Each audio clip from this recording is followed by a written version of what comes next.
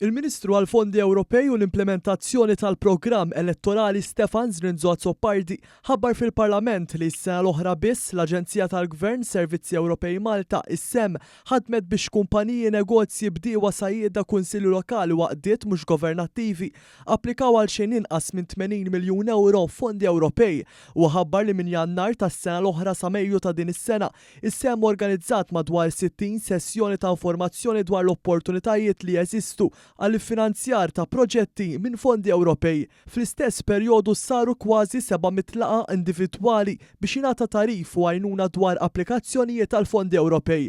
Wara dawn il-laqat individwali jiddaħlu madwar 200 applikazzjoni għal fondi Ewropej, kważi 150 applikazzjoni minnhom saru matul l-2024.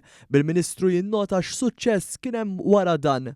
SEM kienet facilitator, kienet dak li faċilitat applikazzjonijiet li fit-totalità tagħhom bħala valur jisboq 80 miljun euro u tajjeb li ngħidu illi l-applikazzjonijiet kellhom success rate enormi, success rate vera tajba għax fil-fatt infurmat illi 90% ta' dawn l-applikazzjonijiet kienu aċċettati bil-proċess indipendenti li jsir għal kull applikazzjoni. Il-Ministru Zrindzot-Soppardi tenna li s-SEM hija sors mill-aqwa għal dawk li jridu japplikaw għal fondi Ewropej u mill-bidu tas-sena l-oħra sa Mejju li għadda l-uffiċjali tagħha wieġbu għal madwar 1800 talba l-informazzjoni relatata. Din is-sena wkoll l-Aġenzija kienet ta' għajnuna s-sajjieda u sissa għenet madwar 30 sajjied jitfgħu l-applikazzjonijiet tagħhom għal fondi Ewropej.